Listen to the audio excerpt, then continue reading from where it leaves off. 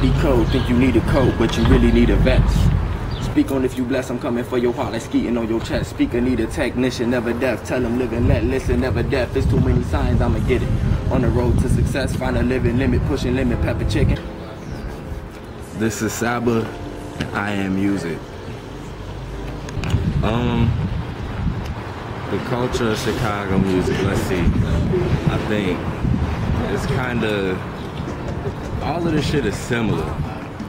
No matter, you know what I'm saying, like it's a bunch of different kinds of rappers from Chicago, but all of them got similar, like you can, I feel like you can hear when somebody from Chicago on the track. And it's like, we pretty much just got different ways of delivering like a similar message. But it's real interesting. I think it's a real experimental time in like hip hop, like now that Chicago kind of got a little focus on it.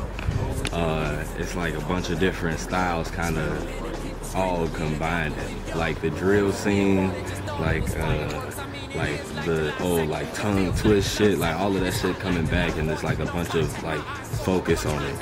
And it's like now like niggas is really just doing whatever the hell they want to do. Like it's no set, like this is what you got to do to make it, this is what you got to do to have a hit. Like it's like you just go in there and you be yourself. And I think that's the one thing that I can say about all of the Chicago artists, that like all of them, like even if they got a similar sound, like you hear that that's just them being them, like they just doing their shit. The only thing I feel like that can stop Chicago right now is Chicago, because that like I said, that gang shit and drug shit, like all of that shit is real, and that shit I feel like has put a hold on a lot of like good artists from coming out, because there's a lot of raw ass people that you'll probably never hear of and like haven't heard of because of like shit like in Chicago. It's a lot of hating ass niggas in Chicago. This is probably the most love that it's like I can say. Like I'm only 19, but I've been, you know, rapping forever pretty much. Linen clip shop, keep it something. Not expensive, sending them with being broke, cause I'm just getting by but barely living. And these niggas wanna buy the bar and Bentley, and the label call you Hakamai Diddy. But these niggas shady, niggas shifty. You'll be gone in a year like you signed a Diddy. It is not a biggie, it is natural. Niggas with me off a pack a lot. Split a bliggy down a midi, got me high off contact. Feeling dizzy, galapsy, galactic. You Pepsi, you capping. The pet peep I have on a rapper ain't rapping. I happen to hate they my hear a rapper. real person Plastic and package. rather than like listening to a rapper, like or some artist shit. Like I don't try to approach track, like a lot of niggas got their ego, or they like just way that they do shit, and you can't see behind them as an artist. But I try to approach everything like it's from like the same like perspective or the same standpoint. Like we the same. Like there's no hierarchy to this shit. There's no, you know, like I'm not no different than none of these niggas.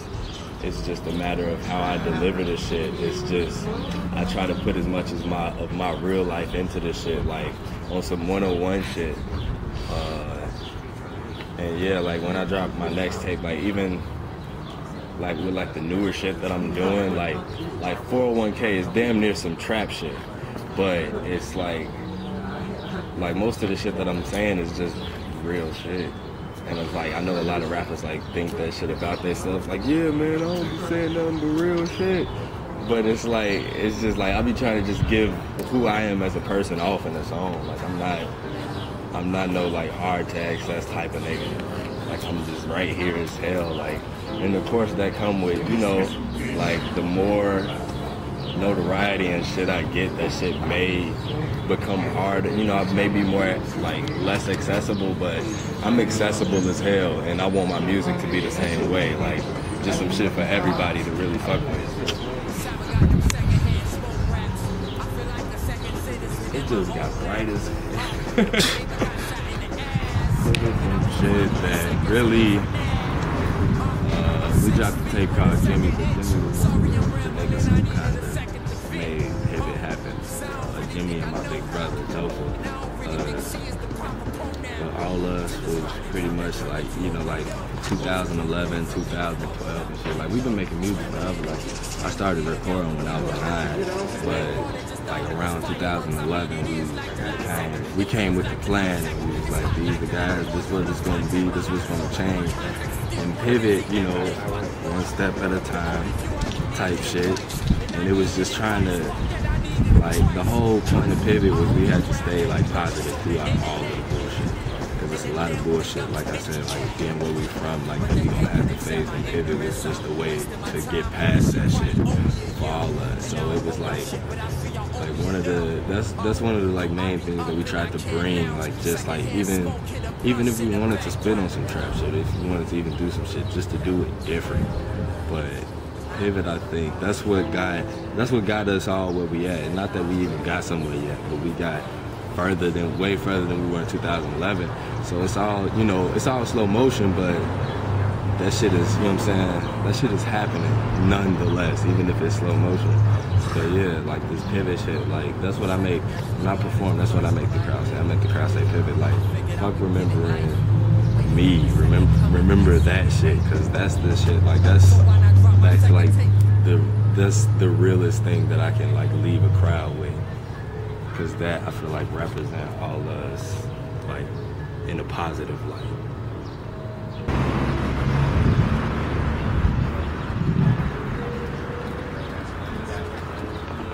I feel the rise slowly but surely building. Like even just on some Twitter shit. Like when I put out my first video, I probably had like 200-300 followers, and that was like only like maybe a year or two ago. So that shit is, you know, that shit building up, like slowly but surely. First Zone, I feel like is my first real project. Like it's like I put out some shit before, but this is the first one that I feel like I've done right. I'm making it the best musical project that I can make it, and it's not just a rap tape. It's like, you know, like we brought hella people in, like string players, guitar, piano, like we was just trying to like go hard with the shit, like in every way, shape, or form. And all of the songs real personal, but real accessible for everybody to just like play some shit and fuck with it. And I really do feel like it's something on there for everybody to like, you know what I'm saying, like 401k, like it's crazy how many like hood niggas have walked up to me like, bro, I fuck with this shit. Somebody tweeted that they said 401k is the probably like hoodest song about not being hood that I heard. Cause ain't none of that shit, like all of that shit is pretty much about like me and my life and shit. Like I'm a nerdy ass kid. Like it just so happens that I'm from the west side of Chicago. Like I wore glasses up until last year. So all of that shit is like on that, you know, it's just me like giving a piece of me. If you like me as a person, you'll like the tape. And shit, if you don't like me as a person, you fuck around and still at least can find a song or two or some shit. Good riddance. This economy could kill him. Pivot probably a killer. Hard worker to the drug dealer. Parade daily is bug cooking. Drop a tape and they love in it. It's in my jeans, my blood in them.